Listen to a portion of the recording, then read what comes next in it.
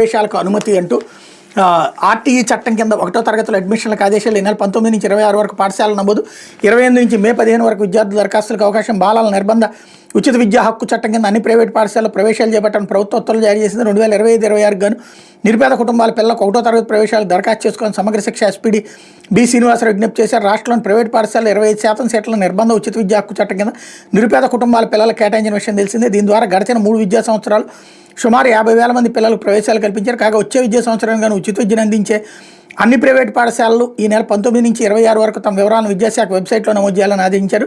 విద్యార్థులు ఈ నెల 28 నుంచి మే 15 వరకు దరఖాస్తు చేసుకోవచ్చునని, ఐబీసీబీఎస్సీ, ఐసీఎస్సీ సిలబస్ పాఠశాలలో ప్రవేశాలకు ఏడాది మార్చి 31 నాటికి 5 ఏళ్ల వయసు, స్టేట్ సిలబస్ పాఠశాలలో ప్రవేశాలకు జూన్ 1 నాటికి 5 ఏళ్ల నిండిన పిల్లలు దరఖాస్తు చేసుకోవచ్చన్నారు. తల్లిదండ్రులు తమ Aadhaar, voter ID, ration card, NREGS, job card, విద్యుత్ బిల్లు చిరునామాలుగా చూపించవచ్చని పేర్కొన్నారన్నట్టు వార్తని హైలైట్ చేశారు. అయితే శ్రీలంక నిబంధన ఇక్కడ ఎందుకు లేదు, ప్రభుత్వ పాఠశాలలోనే అందరూ చదవాలి, మాజీ ఎమ్మెల్సీ విటప్ప బాలసుబ్రహ్మణ్యం స్టేట్మెంట్ ఇక్కడ హైలైట్ చేశారు.